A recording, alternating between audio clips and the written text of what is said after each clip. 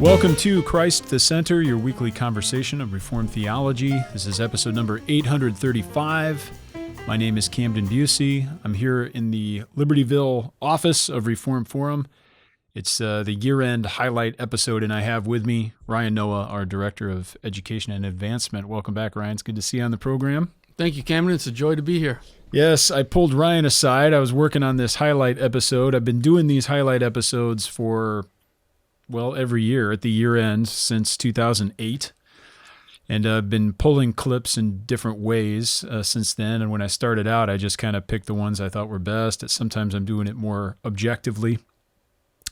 But as I was pulling the clips this year, in the last several years, I've been doing so by pulling the top clips by YouTube views. So I just go into our analytics on YouTube and find all the full-length episodes that have been published in this year, 2023 for this year, and then sort them descending by views and pull them out. And so I've been doing this by number of views per full episode, and then I will select a clip that I think is a good clip within that episode. So as I pulled all those alongside, I was interested or surprised to see the list, and I thought it'd be more fun to bring Ryan along as I reveal the list so we have some conversation and some surprise maybe, rather than just me announcing all the episodes so everyone can follow along. So are you ready, Ryan, for our top 10 of 2023? Sure, I'm ready. Can I make a prediction? You want me to make a prediction? Why did you?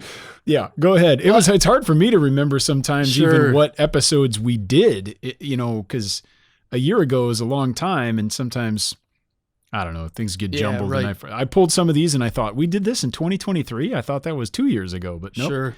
Yeah, so what do you think are some of the top clips? I think that Carlton Wynne on Calvin's Institutes is going to be one of the top ones. It's on the list. I know from feedback that we received in the email, my conversation with Dan Ragusa about 2 Peter 3 could be in there. Interesting. Yeah, so those are two that I expect to hear. So you're thinking, and probably rightly so, that some of these will be high on the list because you're hearing a lot about them. Yes. Through other channels. Yes. Yeah. All right. Good or bad, but yeah. Now, I did this from YouTube views. A majority of people listen to the audio. So I realized that this is not the most scientific way to do this. And the list sometimes reflects the way that people find things on YouTube anyway. So much of it often has to do with the title. In terms of whether it'll get some traction on YouTube. But then there's also a measure of what YouTube is promoting in terms of their algorithm. This is not a pure scientific sampling of all of our data, even the data that we have. But who cares? It doesn't matter. This is the way I choose to do it, and this is the way we're doing it. So just so everyone knows, these are the top 10. These are clips from the top 10 episodes of Christ the Center for 2023, based exclusively or strictly on how many views, not even the watch time, but how many views, discrete views they received on YouTube. Here we go. So number 10 is from Christ the Center, number 830, Covenant Theology and Cultural Engagement in the Thought of Meredith G. Kline. That was that's not a shocker there. That's Michael provocative. Beck. It was. So surprising because that was in November. So it's already received that many views, and it was just a few weeks ago. I'm going to play these in order. I'll include these clips. I'm going to go through the whole list 10 to 1 in David Letterman style right now.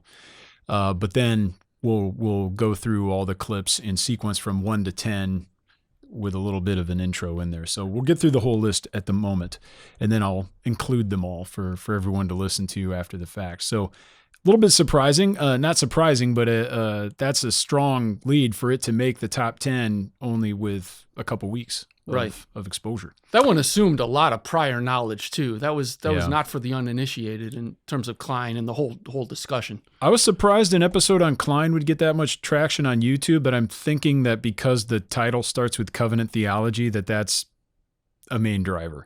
Nothing to take away from the book or from Dr. Beck or anybody. That was a great conversation. I really enjoyed it. But I suspect that's getting a little YouTube bump because of the phrase covenant theology. Well chosen then. We want people to listen, right? Well, exactly. So we need to be a little more shrewd with our titling Sure. in YouTube to get the YouTube bump. But number 9, I think, is also getting a bump for the same reason. Number 9 comes from Christ the Center, number 808, simply titled Reformed Theology. That was with Jonathan Master. Remember that episode? Right. He had his little book on Reformed theology and intro. So that's up there at number 9. Number 8, we're getting deep and heavy and detailed with Christ the Center. 818, Exitus and Reditus in the Theology of Thomas Aquinas. That was a conversation I had with Lane. If I'm not mistaken, that was after we recorded a course. Yeah, that was in studio when he was still really hot. You know, and he was ready to go. And that was a lengthy episode too, if I recall. Yeah, it was pretty long. Number 7 was Christ the Center, 786, Christianity and Liberalism, the introduction episode. So I did a whole series with Danny Olinger. We went chapter by chapter in Christianity and Liberalism. So that was the first in the series. Number 6, 784, Introducing and Interpreting Karl Barth. Oh, okay. I was surprised about that one. Yeah. Remind me who was on the program. I think Jim was here. Didn't we record that course and then we talked to Jim about the Karl Barth episode? Let me pull it up. Right. I listen to episodes every week, but sometimes I forget. Right. Yeah, I think that was with Jim when he was in studio to record his portion of Van Til and Barth with Lane Tipton. Yeah, absolutely. That's exactly right. That's from January. That's a long time ago. January 6th. That was the first episode of 2023 where I spoke with Jim, talking about Barth. And we had a ton of recommended reading on Barth and all sorts of other things. So that's had a full, long run to be able to get into the list, and it comes in at number 6. Number 5 is Christ the Center, episode 823, The Importance of Cornelius Van Til for Today. That was your address to the Presbytery of Michigan and Ontario. That's right. So that was an episode where it wasn't a conversation per se, but I lectured to the Presbytery on that topic which they requested, and I was happy to do so. And so we included that lecture in that episode. Pulling a clip for that's going to be different, but I'll pull a segment of that lecture out that I think is perhaps most applicable or interesting for people. So, hey, this isn't self-serving. This is what the data shows. It's just the numbers, yeah.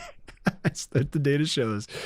Number 4, we're getting into the playoff, college football playoff numbers now. So coming in at number 4, number 827, Calvin's Institutes of the Christian Religion. There is Carlton's episode. Why do you think that one, I've got ideas, but why do you think that was so popular? Well, first of all, because it speaks about John Calvin. And if you're remotely interested in Reformed theology, you know of Calvin and of his institutes. And I mean, that book will be of perennial interest just because of its magnitude and I think so. How important it is to the Reformed tradition. There's, I think, a few reasons for that episode. It was an excellent episode, and Carlton is always a very clear thinker and speaks very clearly as well, and in a compelling way. So it has great content. We also talked about some interesting kind of edgy things toward the end at some point about some current events and things like that. But again, I think getting the YouTube bump, because people search for Calvin's Institutes. And if they search on Google or if they search on YouTube, when YouTube, I believe, is the 3rd most popular search engine in the world. Number 1 is Google. I think number 2 is Amazon. And then number 3 is YouTube. And it might be switched by now. I don't know. People are searching for Calvin's Institutes, and hopefully they'll stumble on that video and get an introduction. Stumble on the course. Right. Yeah, once we get that thing out. Number 3, 795, the New Testament use of the Old Testament. That was a conversation I had with Greg Beale.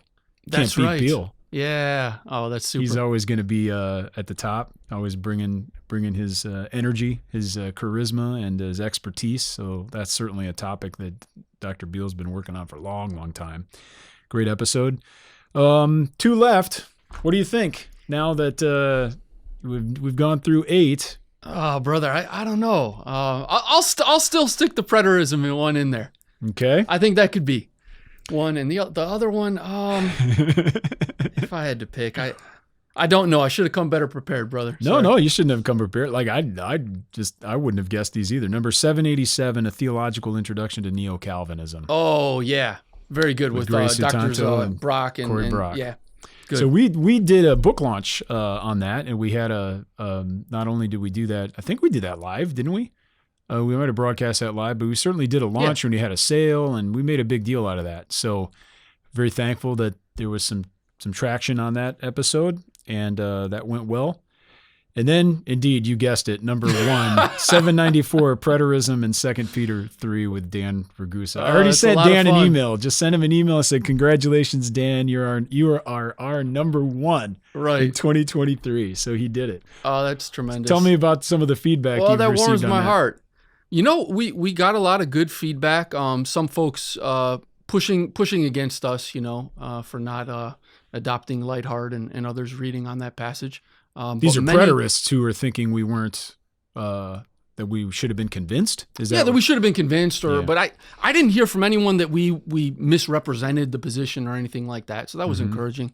Others were just happy that Dan drew out the future orientation and the eschatology of the epistle as a whole as the reason for rejecting a preterist interpretation of 2 Peter chapter 3.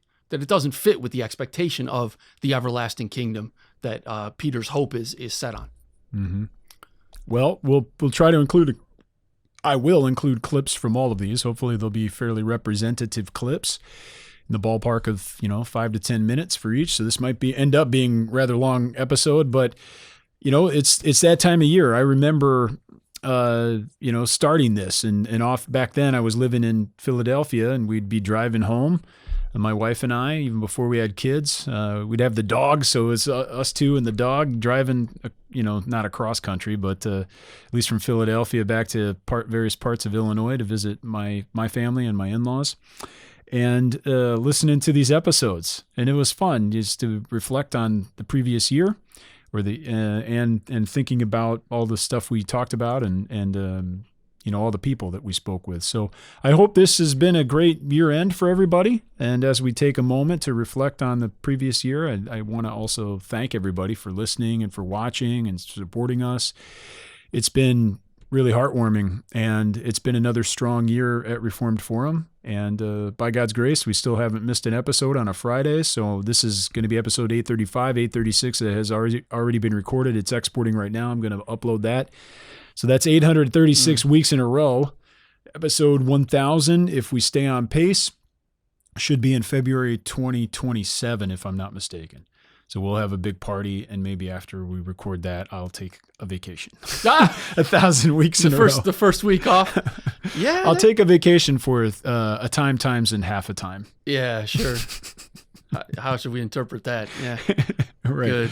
We'll go 1,000 episodes, and then an episodes, and half an episode. We'll see how that works. But I don't know, anything to say? The year end? Where did you taking stock here on your side of things? I've been pumping these episodes out. You have a lot to do with that as well. But yeah, just in terms of the education, maybe we should do a little clip of top episodes from Reformed Academy. Oh, that'd be a lot of fun. I mean, we've released a number of courses this year. We finished off the Van Til curriculum, which was a huge milestone for us in 2023. Yeah, we've continued to press on with our Bible study curriculum as well. Most recently, putting out the introduction to the Pentateuch. So it's been a big year for Reformed Academy. I'd love to see the top clips too. We could probably judge those through at least Same the thing videos. through YouTube. Yeah. Yeah. Well, let's talk. Maybe you can pull those clips. I can give you the spreadsheet. I just yanked them from the control panel, the YouTube studio. So I'll show you what I did, and maybe you can go through and we can pull the top 10 lessons.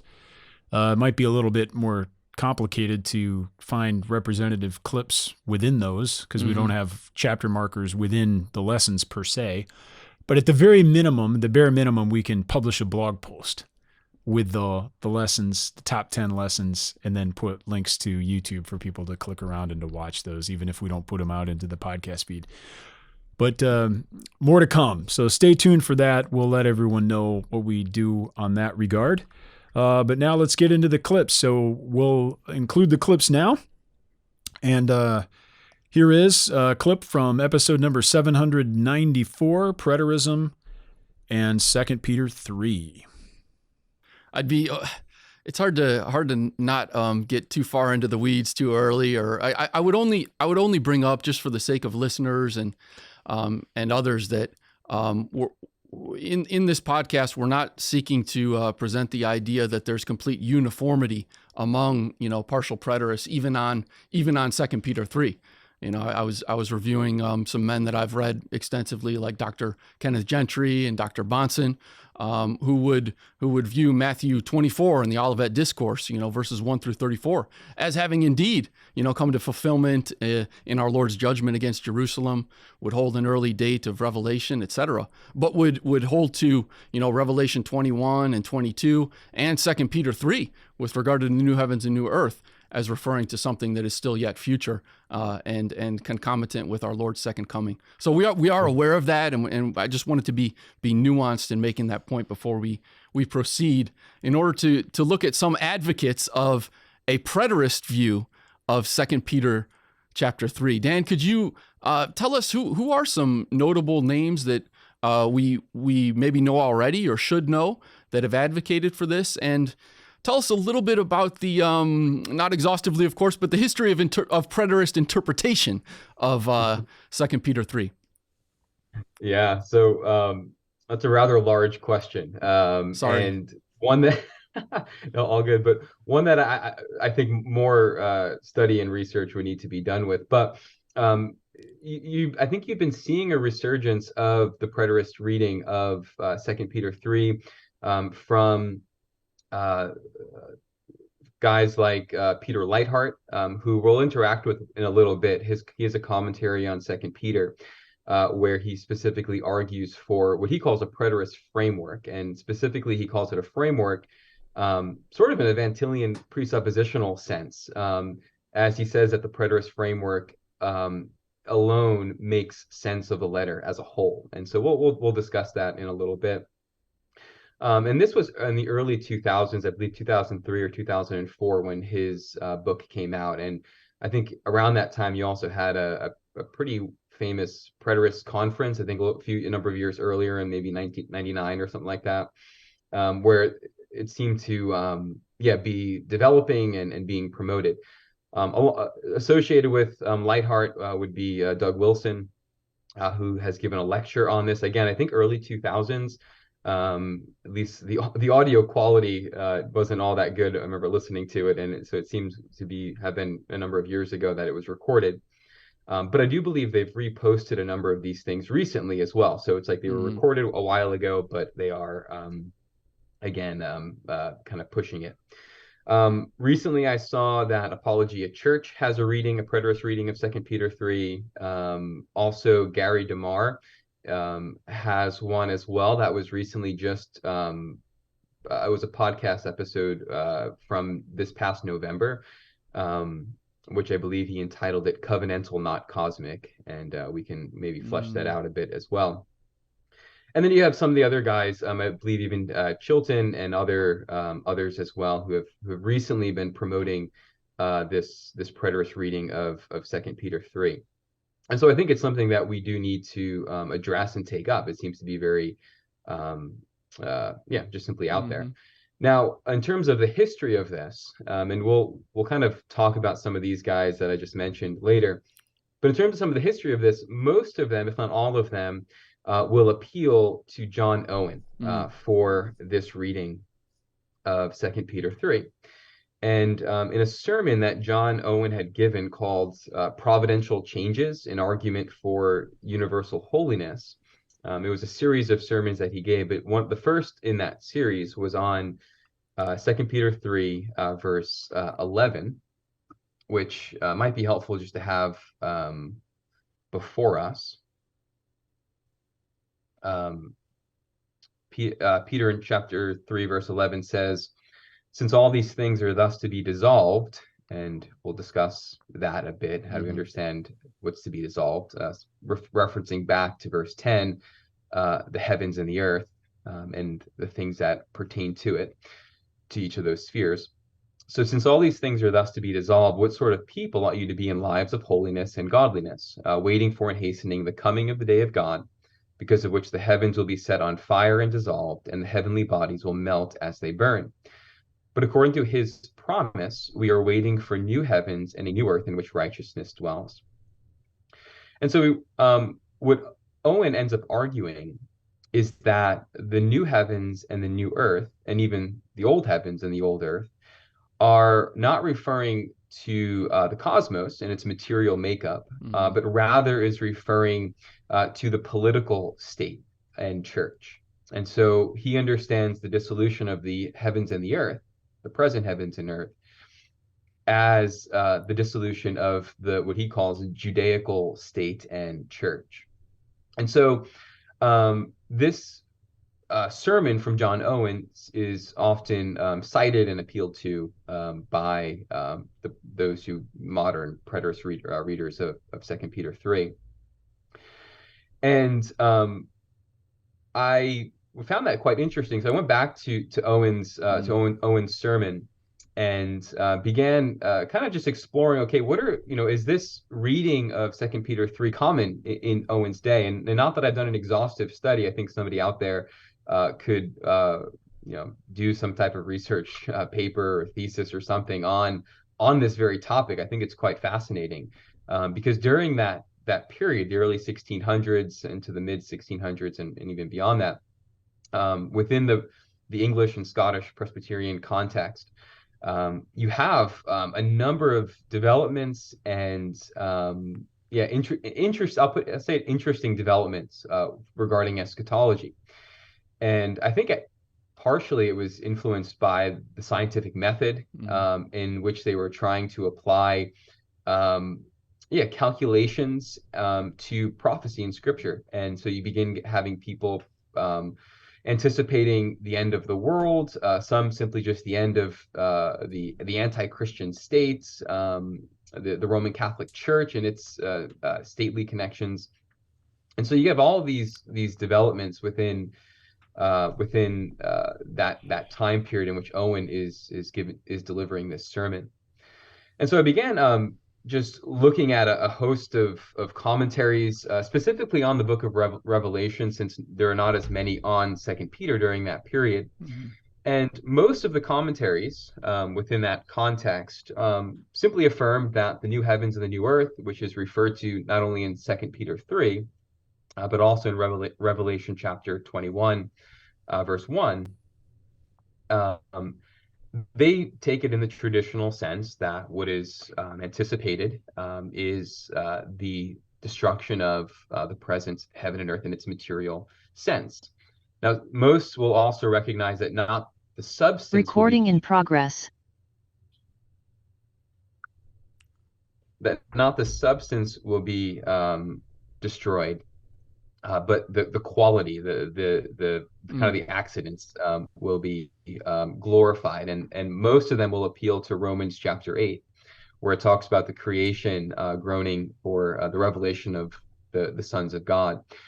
And so that what they speak of is not the annihilation of the present creation, but the purging and the glorification of creation as well. That is correlate with the bodily resurrection of the believer. The creation will be fitted for the glorious bodies of the believer upon their physical bodily resurrection. So that's the typical. Most of the commentaries that I came across simply read it in that traditional sense. All right. In our second clip, this is the second most popular episode of 2023. This is from 787, A Theological Introduction to Neo-Calvinism with Gray Sutanto and Cory Brock. A couple questions here then on Neo-Calvinism as it developed and as it perpetuated. I guess I would like to ask you a question that does come up early on in the book, and that's what is Neo about Neo-Calvinism? How does Neo-Calvinism distinguish itself from, or how is it distinguished from just Calvinism? Yeah, that's a great question. So maybe I'll try to take a stab at it first. So as I've reflected on this question more and more as we're doing all these interviews too, I think we can define it sort of intensively and then extensively. In terms of the intensive sort of direction, it has a more specific sort of connotation. So when Kuyper and Bavinck talked about the term Calvinism, they were really referring to their inspiration from what Calvin did in Geneva, this understanding that if life is lived before God and his word, then there should be public implications from your theology. And Calvin did this in a specific way in Geneva in a very different context. And so they wanted to take that sort of inspiration and say, what would it look like for us to follow that instinct, that Calvinist instinct, that theology matters for all of life in a new and modern context? So if you take a look at Kuyper's lectures on Calvinism, he refers to Calvinism as a world and life system. And then when you take a look at Bavinck's article, Future of Calvinism, he says that reform refers to a more distinct theological confession. And so it's a more narrow sort of definition. But Calvinism refers to an entire physiognomy, he argues, this sort of cosmological view of absolutely everything from the perspective of Reformed theology. So a Calvinistic view of culture, of art and science, the idea that the gospel leavens everything that you do. But they recognize that this Calvinist instinct can just be lifted out of Geneva and imported into the modern day in the Netherlands, especially given particular presuppositions and sort of social conditions between church and state. So they wanted to argue, okay, given the modern conditions, how do we recognize that even modernity can't help it but to echo life under God? And even modernity is a kind of what Kuyper calls an atheistic imitation of older Calvinism. And so he starts to reflect on this, and Kuyper argued, therefore, that all the modern ideals of freedom, this idea of authenticity, the ideas of plurality, and the good of democratic liberalism actually find a better home in Reformed theology than they do in modern secularism. So one of the ideas that he retrieved to argue for this is the idea of common grace, right? So why is it that we can be patient with a plurality of worldviews today in a way that secularists could not? Well, he argued that because of common grace, Jesus is Lord, and Jesus is calling us to be patient with unbelievers, because he too is saying that in this redemptive historical period, this is the era of God's common grace. It's an intermediate state in the sense of the antithesis is not yet eschatologically culminated. That's going to be in the last day when the sheep and the goat are going to be separated. That's the time of judgment. So if Jesus is Lord, Christians are not to be called Lord today. Christians are not yet rulers with Christ in the realized sense today. We're called to be coexisting. We're called to be pilgrims on the way.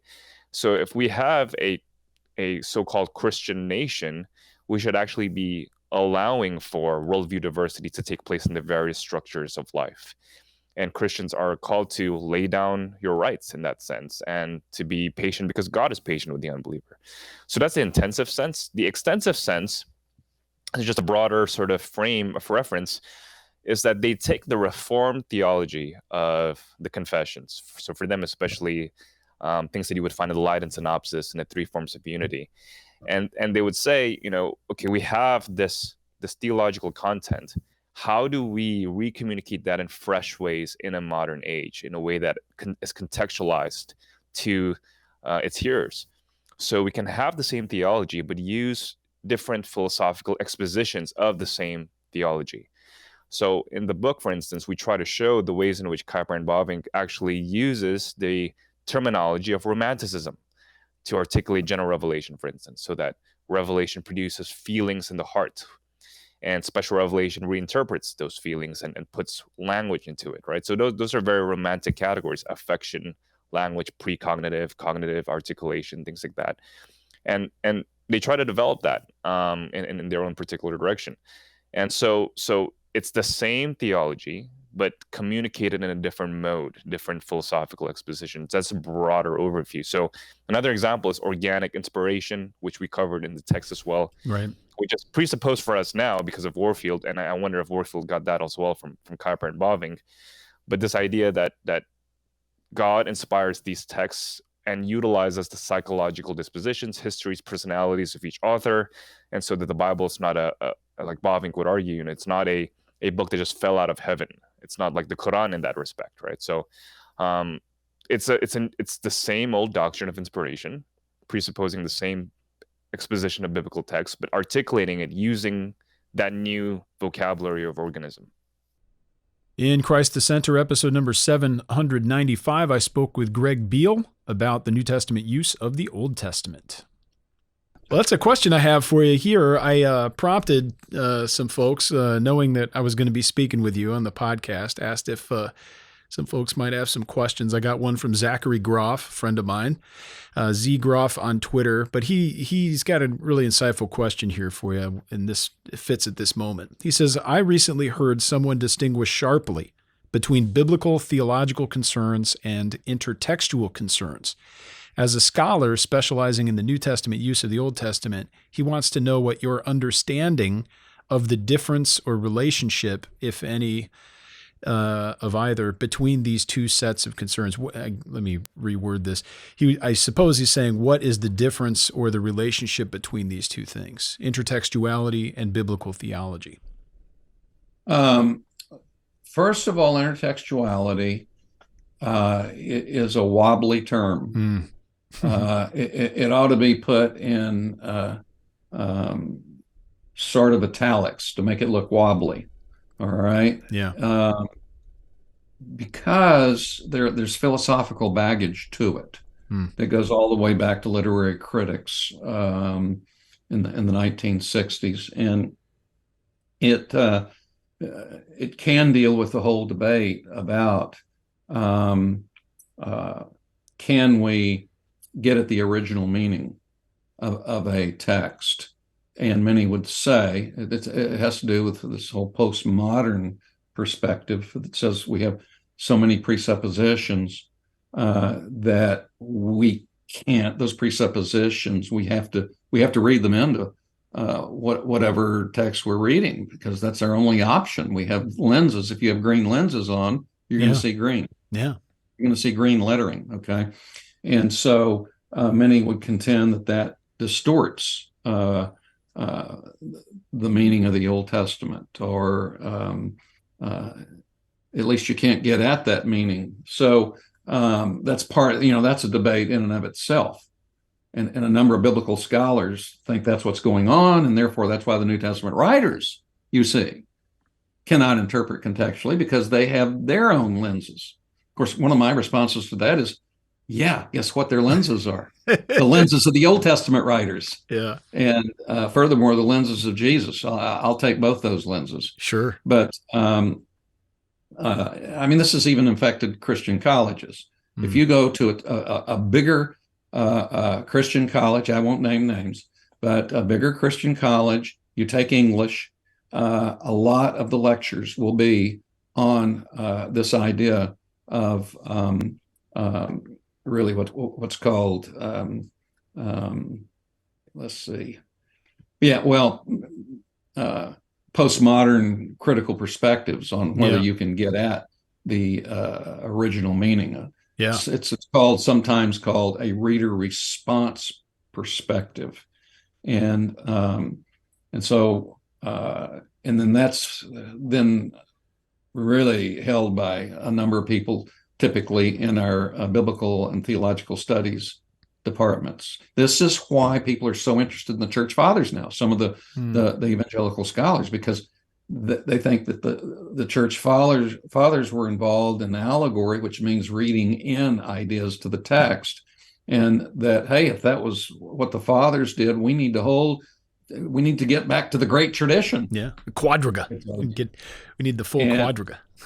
And then so that there's ironically this move to postmodernism that's affected evangelicalism has caused some scholars to then be attracted to the fathers to justify their hermeneutical perspective, you see. That's a long explanation for the problem with using intertextual. Now, a lot of people use intertextual merely to say one text is referring to another text. It's interpreting another text, and that one can actually get at the meaning of that earlier text. So some people use intertextuality in that way, not with the philosophical baggage. I quit using that term because of the philosophical confusion. I refer to inner biblical exegesis. Okay. I think that's the best way to refer to it. Inner biblical exegesis. Now, if that's what we're talking about, then we're talking about later texts exegeting or interpreting earlier texts. And I believe that we can do that.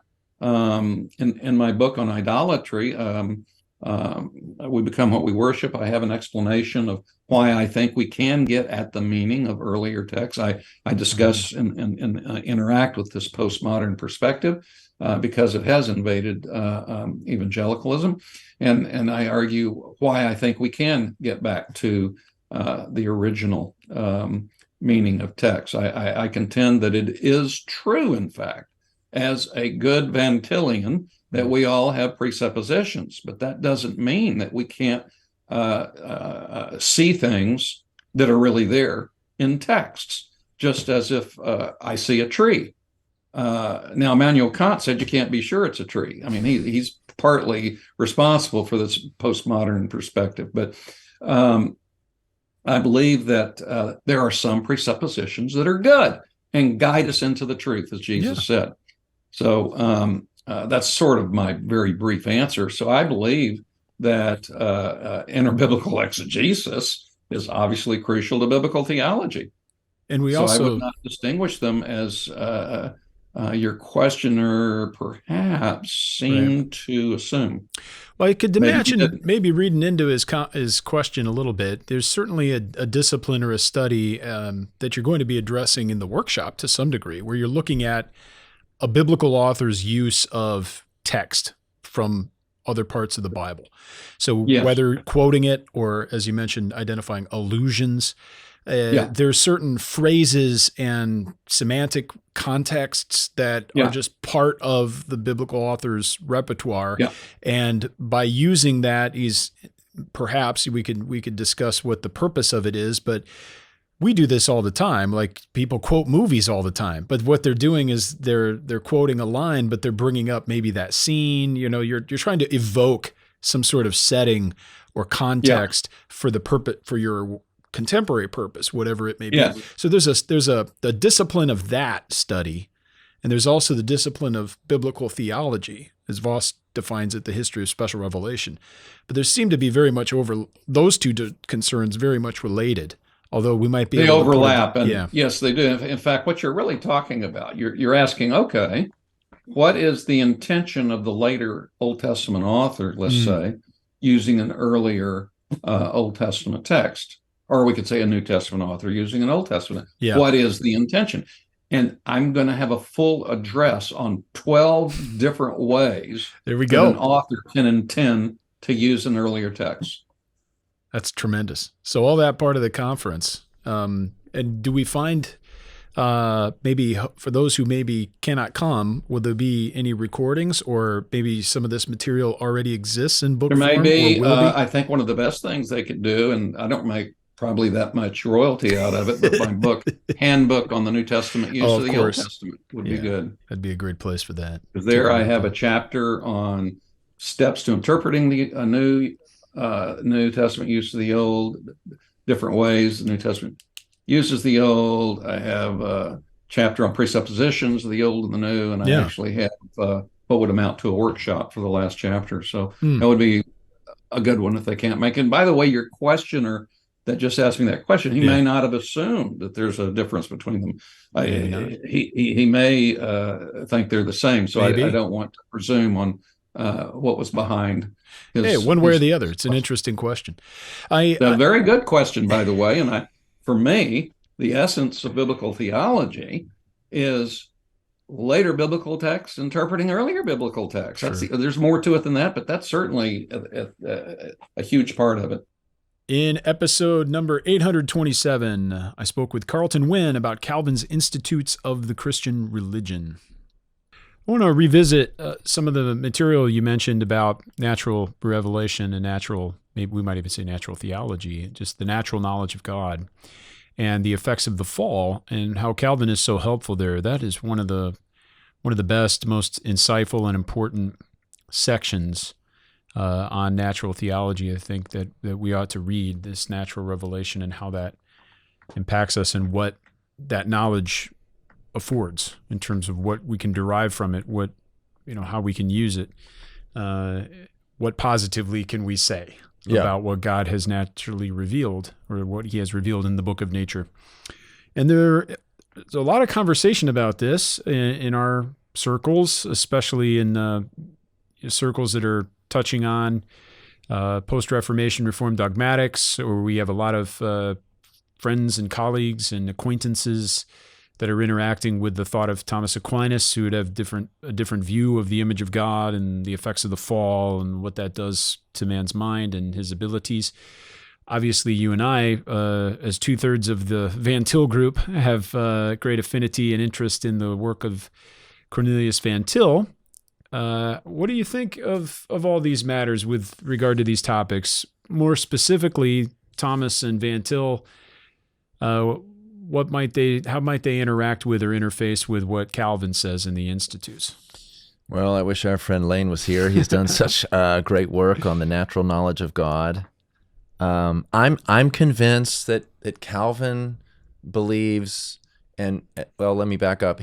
I mentioned the right order of teaching. Calvin's very interested in that, and one of the templates for the order in which he's unpacking these topics is the book of Romans, and he's walking through God's self-disclosure in the things that he has made so that men are without excuse.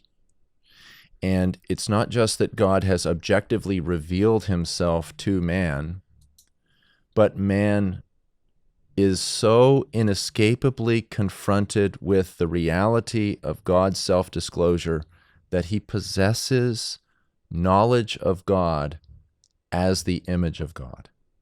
He possesses, again, what Calvin calls the sensus divinitatis, the sense of deity. And there has been debate over whether this sense of deity is a bare capacity to know God or whether it's actual content. And I'm convinced, and try to cite examples from the Institutes where Calvin shows its actual knowledge of God stamped on the heart that cannot be eradicated, though fallen man seeks to suppress and extinguish that sense of deity, he utterly fails.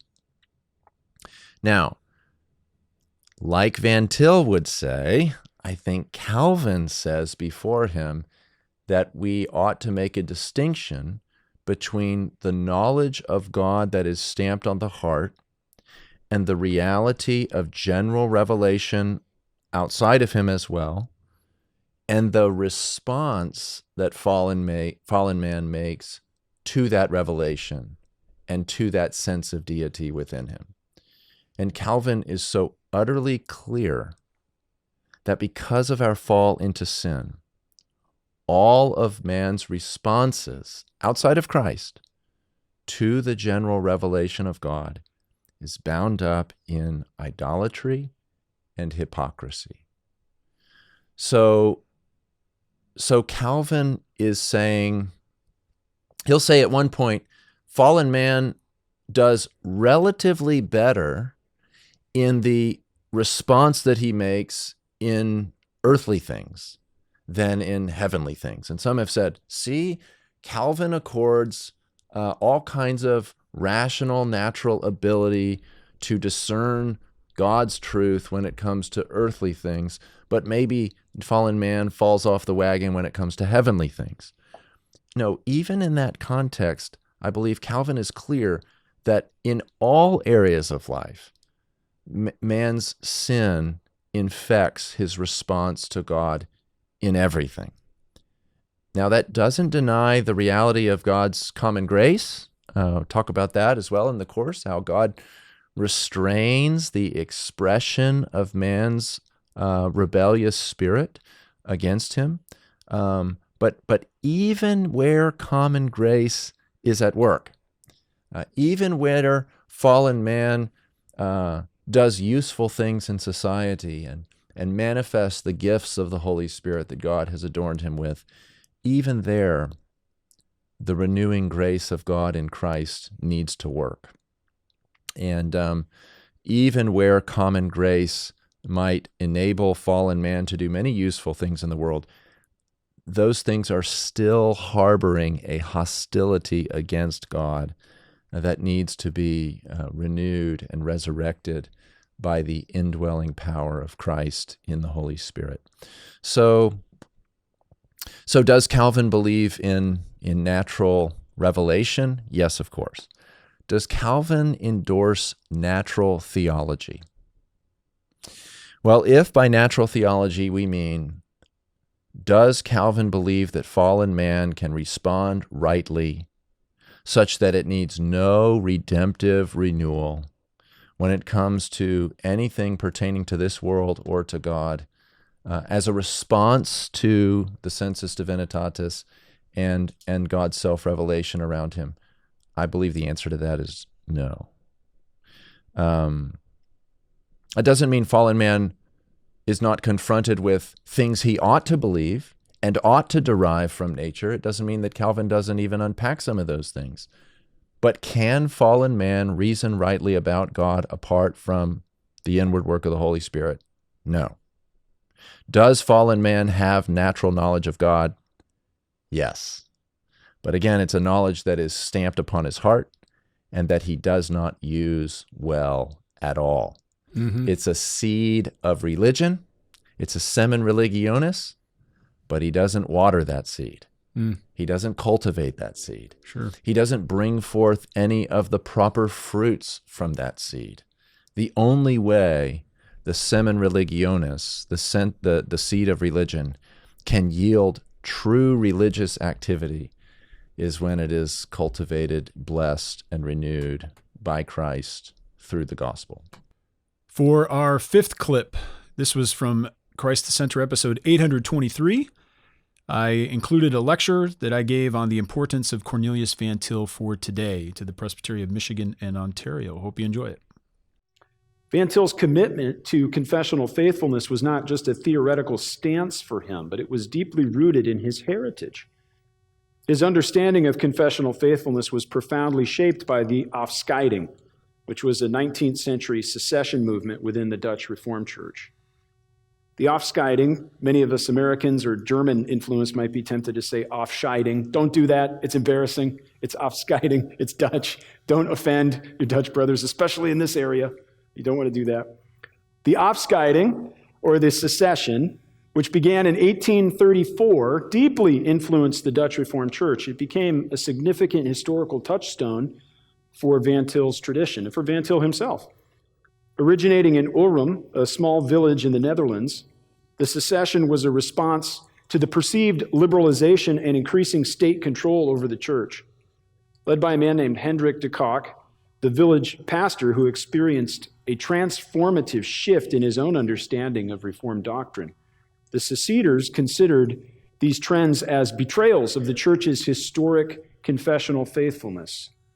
The reaction led to a profound theological and ecclesiastical divide, culminating in the formation of a separate Reformed community, another church. And by the late 17th century, the Dutch government had begun to interfere in church matters. And this interference escalated when King William I returned from exile and restructured the government as a constitutional monarchy. But despite lacking a deep understanding of Reformed doctrine or polity, the king sought to merge the Lutheran and Reformed churches and reorganized the church's governance, violating what had been the established church polity. Later, the Afscheiding began when Hendrik de Kock, initially unfamiliar with Reformed doctrines, you need to know that, this is an ordained minister who did not understand anything about the church's own confessions of faith. He was unfamiliar with Reformed doctrines. He experienced a transformation in his ministry after reading the Canons of Dort, which had been given to him by one of his congregants. He was the minister. And one of his congregants gives him the Canons of Dort, and lo and behold, his mind is blown. He is changed. And his preaching, deeply rooted in the doctrines of divine sovereignty, began to attract a large following, even from regions as far away as Friesland. And controversy erupted when de Kock agreed to baptize children from other congregations whose parents did not feel their local churches taught sound doctrine. Probably not a good idea to do that, but sounds new-sidey. But this was what happened, and this led to de Kock's suspension from ministry, a move executed without the required quorum, but still upheld by the provincial and synodical boards and even the king. Now, amidst these struggles and the loss of his daughter at the time as well, Hendrik de Kock and his consistory facilitated the act of secession or return. Finding their theological rationale in the Article 28 of the Belgic Confession, 247 individuals joined this newly formed church, separate from the state church. And the secession was seen as a return to the confessional standards and form of subscription established during the Synod of Dort. So they saw themselves as a continuing church. But within the Afscheiding, there was a noticeable geographical divide in the theological emphases of the seceders.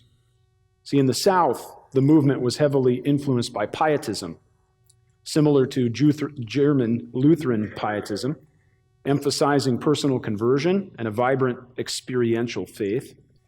These seceders were concerned about what they saw as dead orthodoxy within the church, where confessional faithfulness became mere intellectual assent, devoid of personal faith and transformation. Many of the same themes we see in American Presbyterianism at the same time, right?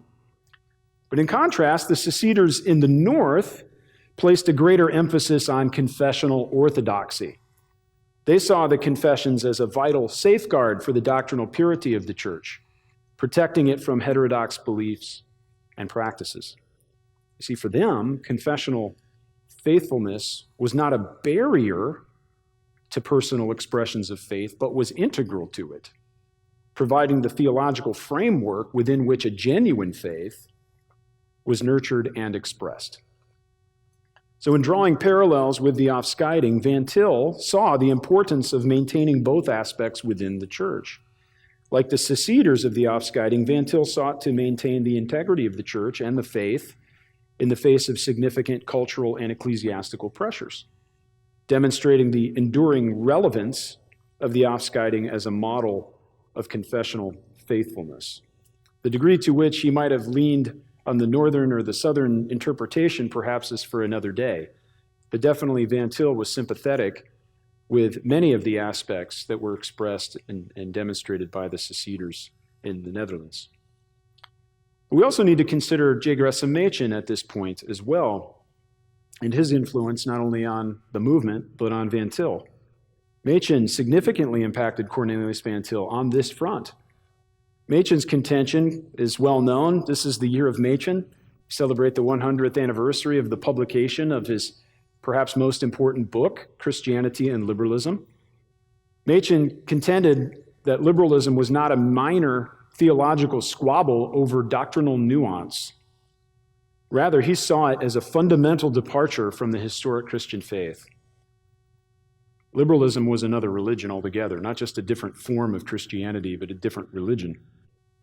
And just as the seceders of the Afscheiding movement discerned the secularization of their church in the 19th century, Machen, in his era, perceived liberalism as a capitulation to naturalism, a worldview that excluded the supernatural, that God did not interact with or was not involved in history. And therefore, the miracles, the works of Christ, Jesus' own divinity, none of this is actually literally true for the liberal.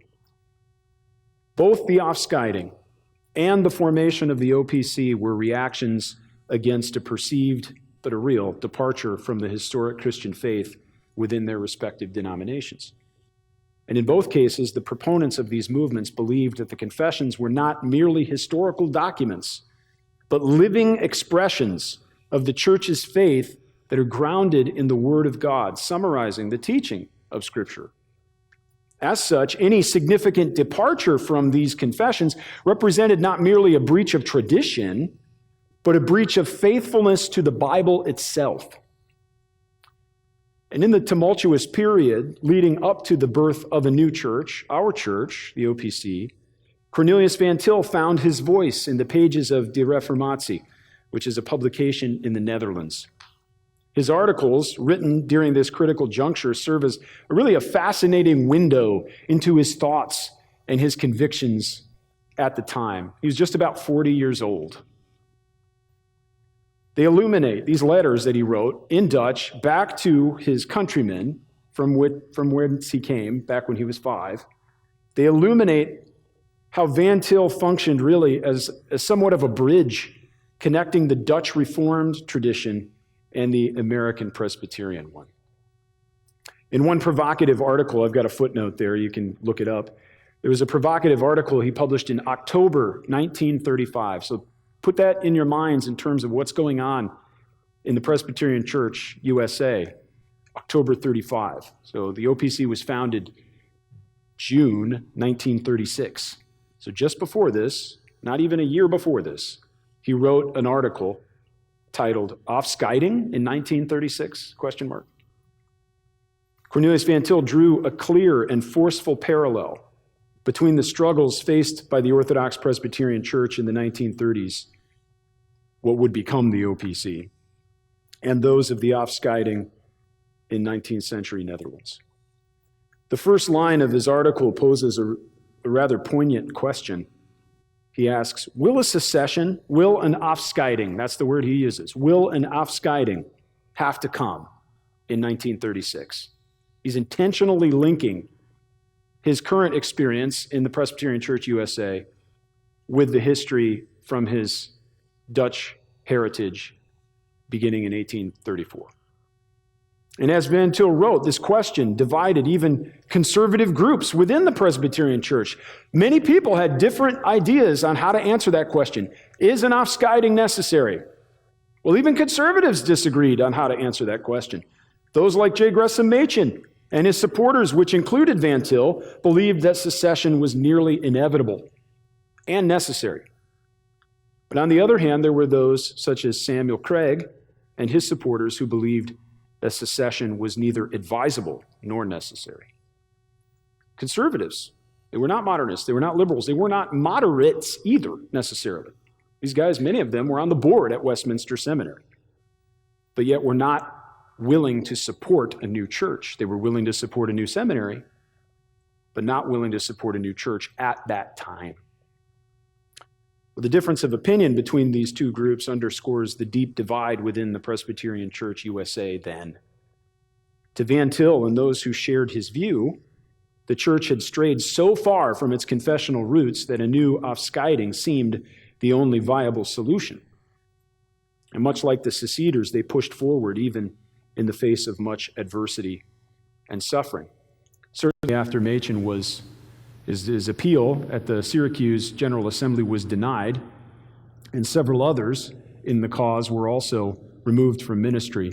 It was absolutely necessary. When they called for a meeting of the Presbyterian Church Constitutional Covenant Union in June 1936, that ended up becoming the first General Assembly of what was called at the time the Presbyterian Church of America. Afscheiding was necessary in their mind. But this whole historical moment demonstrates something about Van Til, I believe. We see his confessional faithfulness and his willingness to fight for confessional fidelity, even in the face of suffering and persecution. They suffered much. They had great adversity. They left behind much when they formed a new church. Van Til's emphasis, though, on confessional faithfulness carries significant implications for us, even in the present day. In an era where Christianity faces myriad challenges, both from within and without, the lessons gleaned from Van Til's legacy, I believe, are crucial. We're fighting with lots of forces in our midst as churches navigate the shifting tides of culture, changing societal norms. Van Til's legacy on this point urges us, I believe, to remain steadfast to our confessional commitments, to the teaching of the Bible, thereby ensuring a continued fidelity and a vibrancy of our Christian witness now and into the future. God's word is firm. It's immovable, steadfast. His covenant is is firm. His promises towards us are sure. And he has not changed and does not change like shifting shadows. Neither does his word. And even though so many things are changing in this world, the church must remain true and steadfast to that faith that was once for all delivered to the saints. We need to guard that good deposit. And I believe Van Til would say the same, and he demonstrated as much in his own life. In our 6th clip, we spoke about introducing and interpreting Karl Barth. That was Jim Cassidy and I in episode 784. Let's take a few minutes here, maybe just to cap things off or conclude things, because I think this is a good transition point or a segue from Dr. McCormick's book on the suffering of the eternal Son to at least speak briefly about Karl Barth's Christology. And this is tied up with his doctrine of revelation, which is tied up with his actualism and the idea that God is Jesus Christ. But we need to explain what that means. Now, we certainly affirm that Jesus Christ is God, but is that a transitive statement, in the sense where you could reverse it and it means exactly the same thing? I guess, to quote a former president, it depends upon what your definition of is. Yeah, you don't necessarily want to endorse that president's statements, but at least in his usage of it, sure. But there are different ises. It sounds stupid, but there's the is of predication or is of attribution. The grass is green doesn't mean that all green things are grass, So, right. Yeah, that's exactly right. Yeah, no, I think I think this is I'm going to propose that statement, God is Jesus Christ, is a helpful entryway into the theology of Karl Barth, or the way in which Karl Barth understands theology proper. And part of the reason why is because, well, let's begin with the other expression, right? When we say that Jesus Christ is God, we're predicating something of Jesus Christ, right? That the person of Jesus Christ is the eternal Son, right? Is himself fully God. So, and that's a correct statement. Part of the reason why you can't reverse that and say that God is Jesus Christ is because then we would be predicating something about God, i.e., that he is Jesus Christ. And there are a few reasons why we can't say that.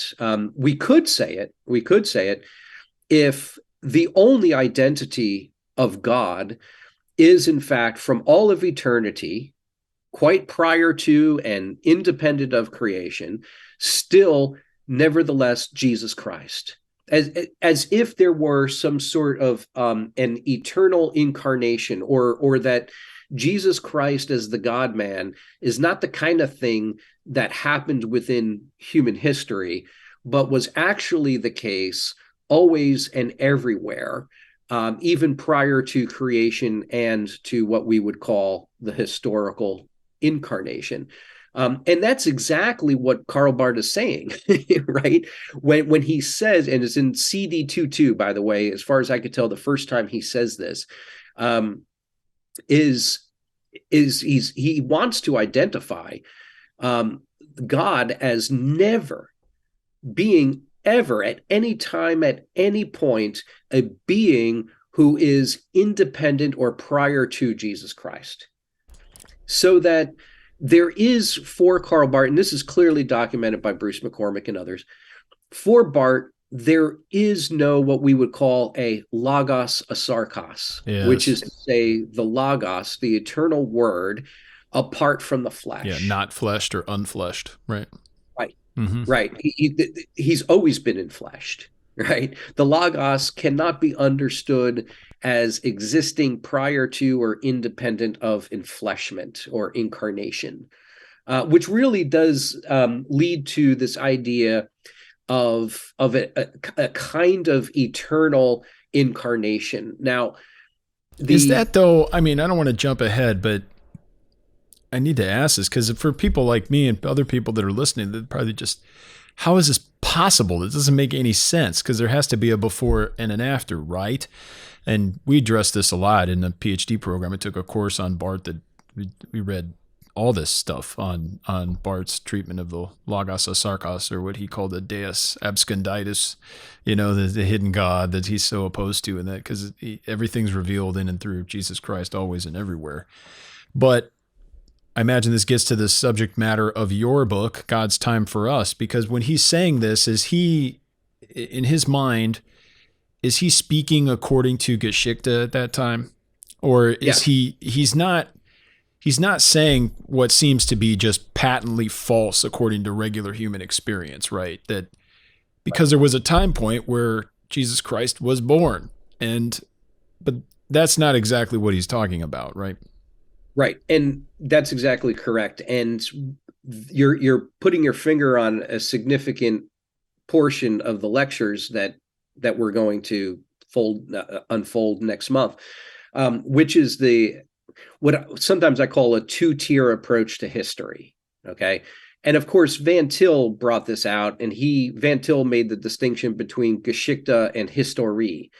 Now, Barth doesn't use that language in a technical, precise way in which Van Til uses it, but Van Til is using that language, Geschichte and history, to describe this two-tier approach to history. So Geschichte is this sort of transcendent Christ event. It's an event that does not participate within our time, which is called Historie for Van Til. These are Van Til's terms, but the ideas are present. Yeah, got it. So what I try to do in my book is I try to bring a little bit more technical clarity, with regard to the language that Barth actually uses. Mm-hmm. So what is Van Til's Geschichte in my book, I describe as God's time for us. It's this transcendent time event in which God enters into an eternal relationship with his creature in Jesus Christ. And then that is to be distinguished from what Barth calls our time, which is the time of fallen man, the time of human sinful flesh. It's the time of our fallen history. And those two times don't overlap. Like it's not like for Barth, he understands that the incarnation is a time in which God enters into our human history. It's more like the incarnation for Barth is God taking up to himself our human history into his very being, so that what you have in what Van Til calls the Christ event, again, it's a transcendent event in which God and man come together in Jesus Christ. And because there is no sequential relationship between those two things, so Van Til will talk a lot about how in Barth there is no transition from wrath to grace. Sure. Because it's always grace. Sure. It's always been grace, because quite prior to and independent of our time is God's time for us. And so that brings out for Van Til the problem of what he calls correlativity. And that means that God has always existed, and his identity is found always in the incarnation of the eternal Son in Jesus Christ, which unfortunately then means that creation, because we believe, and Barth will affirm, that the human nature of Christ is a part of creation, right? It is creation. It's a created entity. And so when you bring God and the created man of Jesus into this transcendent relationship, you find that inevitably, despite protests to the contrary, that the divine nature or God himself has become in some way mutually dependent upon the creature. And that's a form of pantheism, serious problem with actualism. Mm-hmm. Yeah.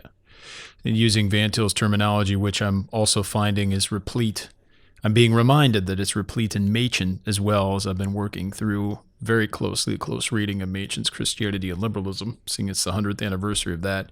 This is pantheism. It's a form of pantheism. A correlativity Van Til used the most often, but he also speaks of pantheism. It's the same thing for him. Is this fair, just to put a cap on it for people that are new to this idea, but maybe are familiar with more reformed dogmatic categories?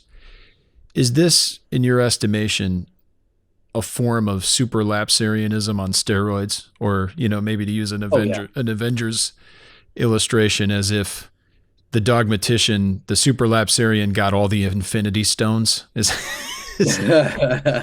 think that's a good way to put it. Now that you put it that way, I think that's exactly right. It is a super form of superlapsarianism, superlapsarianism. Supra. Yeah. And it really is, despite, some more recent attempts to try to form Barth into an infralapsarian, which is not the case at all. Yeah. But it is an extreme form of superlapsarianism with all of the troubles that come along with supralapsarianism, which is a form of hyper-Calvinism, also that oftentimes accompanies supralapsarianism, is a kind of antinomianism, right? It doesn't really matter what we do here because it's all taken care of up there, right? Yeah. And before time and all of that. And Barth is sort of reconstructing that notion such that many have recognized that there's a significant problem with how Barth deals with ethics, because ethics ends up kind of becoming also this transcendent event. And I can direct our listeners to Paul Nimmo's work on Barth and ethics, which is very good. But other theologians have pointed out, hey, you know what? Maybe there's a relationship between Barth's supralapsarianism, particularly with its muted approach to sanctification, and sort of the troubles that his life comes up in the Tietz biography. In episode number 786, Danny Olinger and I introduced J. Gresham Machen's book, Christianity and Liberalism. That was clip number 7. So it's a big year, Danny. We've been looking at this for some time, and now to think that Christianity and liberalism is 100 years old is pretty remarkable. What would you say, just off the, initially here, about the influence of this book, not only on your personal life and your wife's life, I just found out as well, but also on the denomination? Where does this stand in terms of significance? It's interesting because when you start to reread Christianity and liberalism, you realize that one of the arguments that Machen is making is that liberal Protestantism is infused with sentimentality. And I find myself so sentimental about this book and what it means to the stand for the faith. And so you have an original edition. I have a copy I purchased for 50 cents in 1987 to send to my now wife, Diane, when she was a student at Kent State University. And she sort of won my heart by taking this book and reading it cover to cover and writing a paper on Machen in her political science class. And I'm sitting there thinking, that's the girl I want to marry. So I keep this 50-cent copy in a very prominent place among my books also. But in regard to the Presbyterian controversy, I think this is the book. And even in the time back then, 100 years ago, and as things went forward to 1936, critics and friends alike acknowledged this was the book. This was where the argument was made in such clarity and was put before everyone. And you could disagree with the conclusion, but I think everyone acknowledged the logic, and the presentation was without peer. It was just spectacular. Yeah, it is. It's tremendous, and you can't overestimate the significance of this book for Presbyterians, especially in America in the 20th and 21st century. Of course, there are a lot of different opinions and thoughts about Machen's argument. There are many questions raised in the following, 13 years as to Machen's methods, and even disagreements from those who were highly sympathetic to Machen theologically about the way he approached things at the assembly and within the courts of the church. Of course, we have particular thoughts about those things, being sons of the Orthodox Presbyterian Church, formerly the Presbyterian Church of America, before we got sued and had to change the name. But there's all sorts of things there, and no doubt we'll unwrap and unpack the many layers of this ecclesiastical, and theological onion in the next 6 months. Today, we're hoping to address the preface and the introduction, and by doing so, also lay the stage for several issues regarding the historical context. We want to situate this book in its particular place so that we can understand what Machen was facing and what the impetus and the reason for writing this book was. But also in future months, we're hoping Danny and I will be inviting a various array of Orthodox Presbyterians primarily to come speak on various chapters. So we're working on scheduling those, and you can expect that in future conversations on this book, we will have a third voice at least, if not more, talking about various topics. I was just speaking with John Meether yesterday, and he notified me that the February issue of Table Talk is also focusing on Machen's Christianity and Liberalism, and there is an article or an entry, at least one per chapter, in that as well. So if you don't have Table Talk, my February copy hasn't arrived yet. I hope it's not because my subscription has lapsed. But if you are looking for that in the mail, take a look, especially. And John has the chapter on the church, which is a very significant and important chapter in the book there. In our 8th clip, I spoke with Lane Tipton about a course that he taught on Thomas Aquinas. The name of this particular episode was Exitus and Reditus in the Theology of Thomas Aquinas. We're going to talk more about what this means and how it relates even to not only beatific vision, as you've alluded to, but sacramental theology, Eucharistic theology, because Thomas's Trinitarian theology finds its resolution, really, in consummation in the sacraments, particularly the Eucharist, the Lord's Supper, and then what that produces ultimately in the beatific vision. Absolutely. These aren't separate things like Lego blocks we could just pull apart. It is intentionally one entire Exitus Reditus plan and purpose, a system that he's presenting.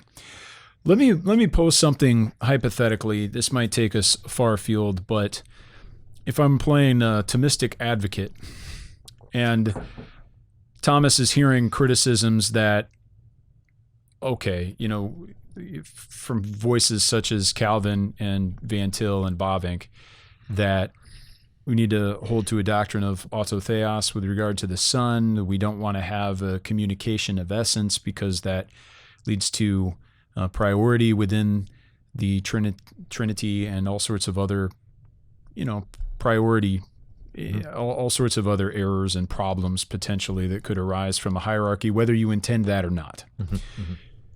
Maybe Thomas might say, okay, and if somebody's reacting against this Exitus Reditus scheme that you've just presented that's in Thomas, why then is the Trinity, it's counterfactual, or it's not a counterfactual, but why then are the persons of the Trinity described in this way? Unbegotten, begotten, and proceeding. If we wanted a self-contained, truly balanced, version that would not lend itself to some form of orderly procession, which would then have some sort of analog in Exitus of creation and Reditus of creation, why wouldn't we just have something like, I don't mean this to be borderline blasphemous, but like rock, paper, scissors, right? Rock beats scissors, scissors beat paper, paper beats rock. And it's tight and there's no priority, but yet they're all distinct. Yeah. There's a lot in that question. I know. That's that, and we could take it in a number of ways. You could say, put another way, the Father begets the Son begets the Spirit begets the Father. Yeah. I mean, I know this isn't what what God has revealed to us. This isn't how he is, Yeah, but it's kind of the Elton John circle of life applied to the Trinity. my point is, if Thomas is saying, oh, you guys want it all so worked out really nicely with the absolute personality, equal ultimacy of the persons, seems to me like that would have been the way maybe if God was that way, that's how we would have a formulation like that. Well, I'm going to take it I'm not sure you're anticipating me to go to this direction, but it's so open-ended. We can go anywhere with that thing. And it's great. That's what makes it a great question. Let me give you a mini thesis from the course that I think sheds light on this that's fascinating. Thomas argues that just the fact that the Son proceeds as knowledge and the Spirit proceeds as love, that doesn't succeed necessarily in giving us processional persons or persons proceeding. He actually argues, and we document this, that the order is this, that we cannot love what we do not first know. Thomas is an intellectualist, and so he centers intellect in the act of filiation and in the act of spiration. The intellective or intellectual precedes the volitional for Thomas. And so he argues that the reason why the Son precedes the Spirit in the order of the processions is that the Father and the Son know, because the Son is the intellective filial procession from the Father, and then the Father and the Son love, and in that act of spirating love, the Spirit proceeds and returns to them. Now, why does Thomas do that? Why does Thomas say that why is that nature of processions and that order of processions so important to Thomas? Why? Well, this is part of his genius. And I don't think I've said this here. I say it in the class. Let me say, my admiration for Thomas knows few boundaries. I believe he is one of the top 3 to top 5, 3 to 5 most ingenious, systematic minds in the history of Western thought. I'm talking philosophy and theology. I have the highest admiration for him. And just because of that, he's also one of the most systematically coherent thinkers. Mm-hmm. So where does that systematic coherence emerge? Well, it's in this. Adam, as the image of God, rational creatures, imaging God, partake of the same order, a rationally inscribed and then supernaturally infused knowledge of God, and then a freely inscribed and freely infused love for God, so that you love what you know as you return to that source, to the Father. Through the knowledge of the Son and in the love of the Spirit, you know God as God knows himself, love God as God loves himself. And here's the point that I think is important to remember. Thomas self-consciously shapes the nature and order of the processions to fit the nature and order of creational Exitus and gracious Reditus of rational creatures. Mm-hmm. And so his answer to us when it comes to the nature and order of the processions is, how else can rational creatures know and love? How do they have that capacity? They have it because it's inscribed in creation. How can rational creatures return in knowledge and love? Well, in grace, through the divine missions, that supernatural love and supernatural knowledge of the Son, supernatural knowledge of the Spirit is infused in them, and they ascend in return. So I think it's a well-kept secret, apart from maybe a lot of people more familiar with Thomas in terms of, actual Thomistic scholars.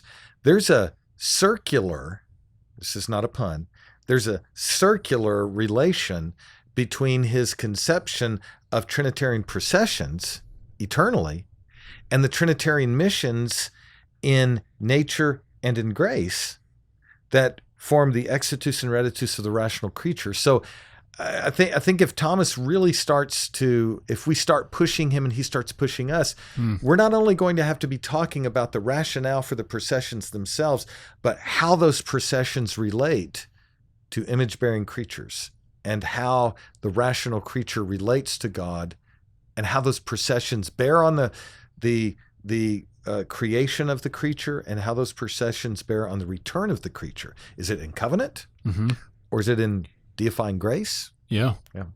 In the 9th clip, I spoke with Jonathan Master about Reformed Theology on Christ the Center, episode 808.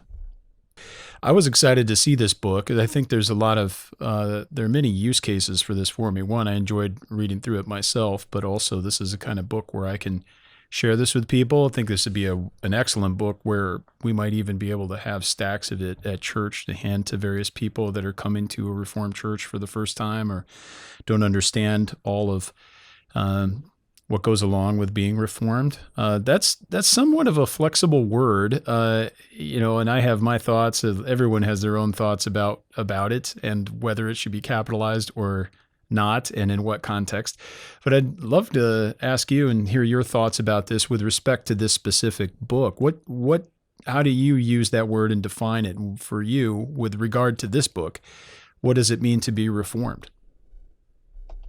So I would say, first of all, that was the most difficult question to answer, but it was also one of the reasons I wanted to write the book. Yeah. So there were really, if there are two aims in this book, one is to say, what do we mean when we say Reformed theology, or what is it generally meant? What is generally meant by the term? And then also, why is this a biblical concept and a blessing? I mean, the blessings of the faith theme, which was again Jason's idea, as far as I know, is just a great one, because what we want to do is we want to take these concepts, these doctrines, and show how they apply and why they're good things.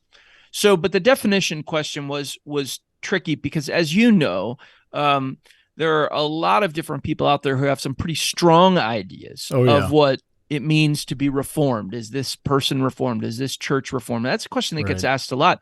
And it gets asked not just at an academic level and argued over at an academic level, but it gets asked at a much more on the ground level, because you hear it used all the time in our churches. You'll have people come up to you, and I'm sure many of our listeners have had this experience. When did you become Reformed? Or how did you become Reformed? That's my next question. Yeah, well, right. But the thing is, I think for a lot of people, there's confusion or just there are assumptions behind that. So definition was key. I knew it had to be tackled right away. And in some sense, that was the most difficult thing to nail down. And I'm sure my definition isn't gonna make everybody happy. But I zeroed in on three things.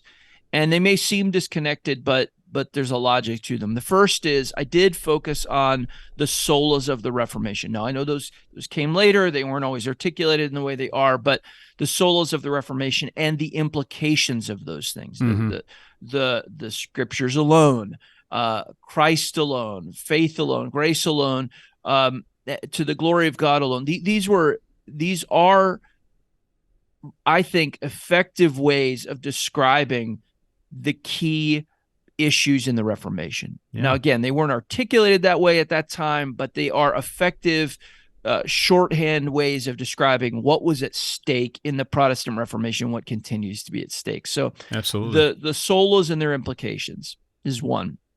The second thing that I keyed in on, and this is where it becomes more controversial, although even the first point is a little controversial, is an emphasis on covenant theology. I think rightly understood, if you look at the mainstream of Reformed theology, it is shaped by a biblical theology that is covenantal. And then thirdly, this is more of a modern way of defining it, but I think it's important because it connects us to a historical stream, I say that Reformed theology is also defined by, or kind of fenced in by, a historic creed or confession from the Reformed tradition. So that was a way of tying it explicitly back into a historical stream. Now, again, there are other ways to do it.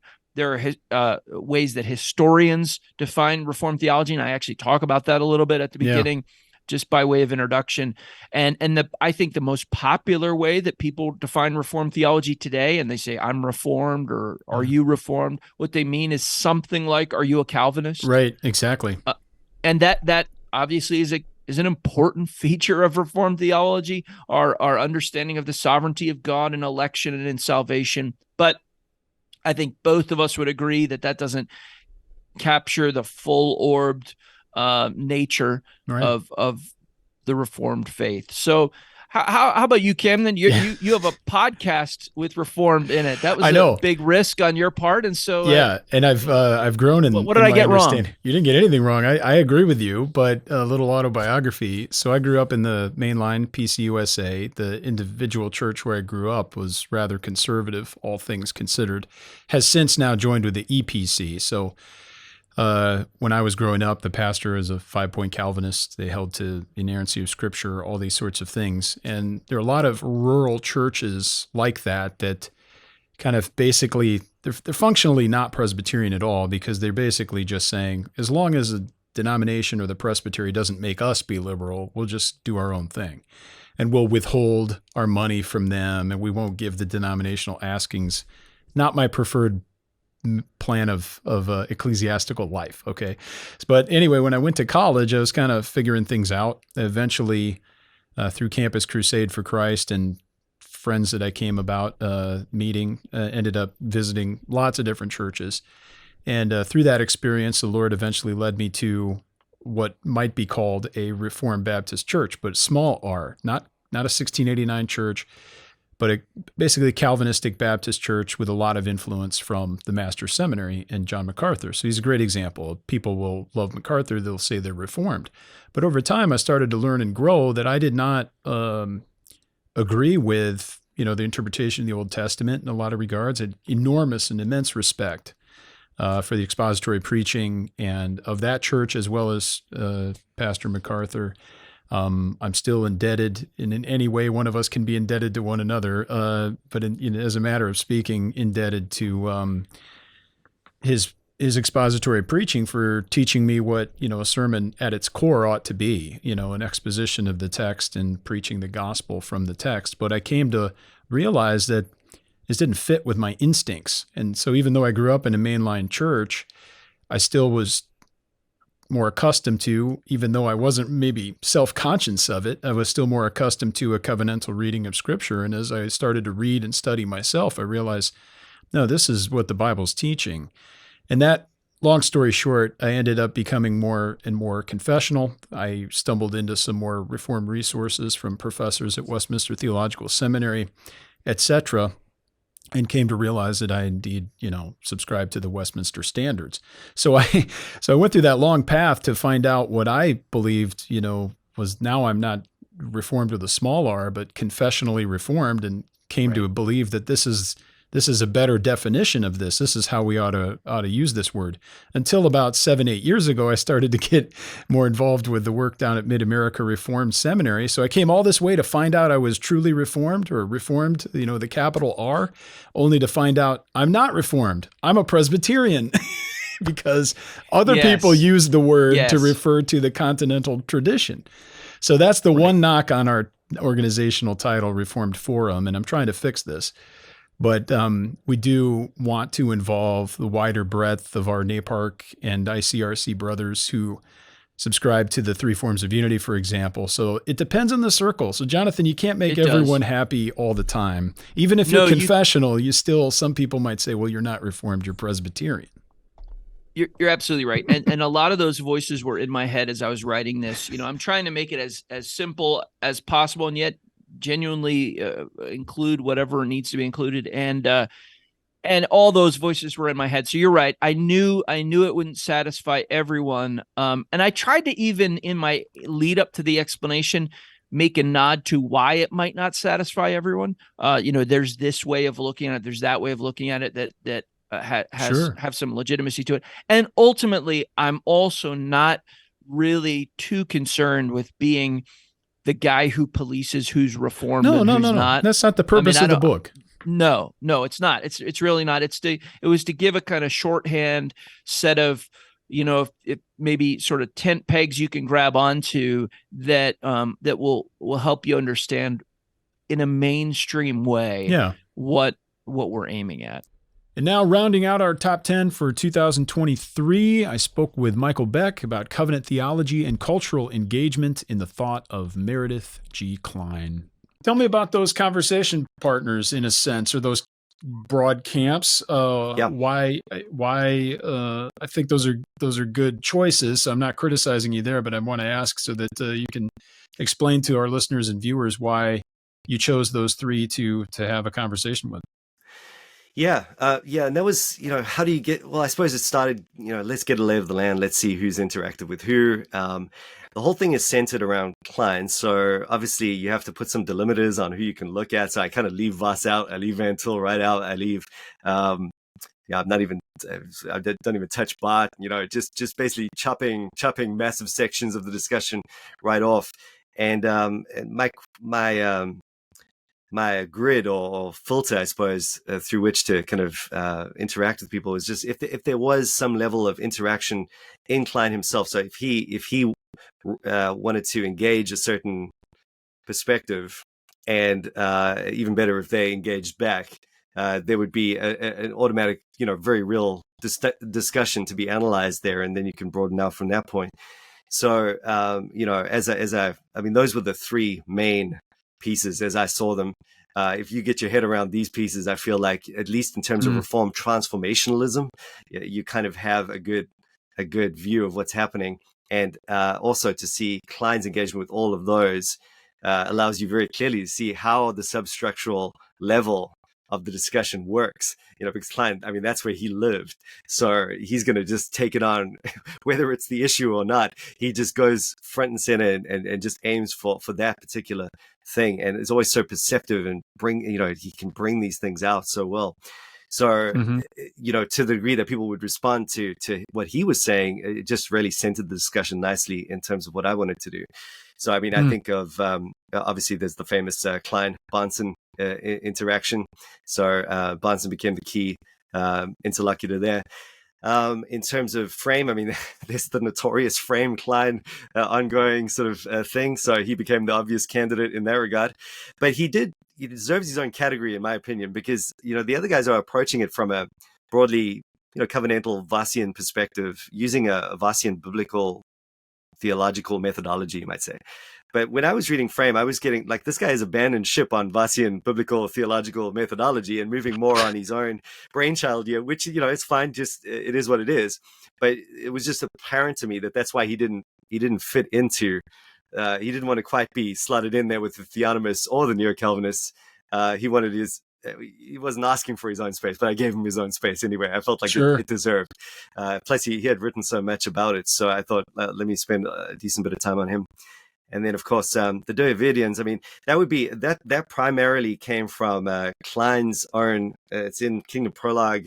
Let's see if I can remember the page number, 169, I think it was. I might be completely wrong, but there he goes, he just sort of like stops and just all of a sudden starts addressing the mysterious Neo-Doividians, which is like a whole new question, like who exactly was he talking about? He doesn't have any footnotes. And so, I had to do a little, ground canvassing research and we got all sorts of theories, conspiracy theories to just more plausible theories. But I think that, what I sort of gave up the question of who exactly he was talking to and looked more at what he was critiquing. And it seemed like what he was saying in terms of his critique, he was all about this whole don't let the philosophical structural modism sort of impede on the biblical theological data and so forth. Otherwise, you end up dismissing this legitimacy in the culture, in the common grace kingdom. And so it seemed like that, whatever that was, I mean, it was very relevant to what people flowing on from Doivid have said, popularizers of his thought right now are saying. So to me, it seemed quite fair to put that was the Neo-Calvinist kind of camp right there. And that if you locate it that way, you've got a bit of Kline speaking to them. And of course, there's a lot of critique and back again from the broader Doividian or Neo-Calvinist camp against Kline, or just at least wanting to think more about what he was saying. So there was a lot for me to work with there, and I think it does form quite an interesting discussion. In fact, that's where I find most, hope for future discussions. It's very interesting because Kline himself, there he is. He's like, I'm very happy. I mean, I never got a chance to ask Kline these questions, but I cannot wait to see him because I'm going to ask him so many things.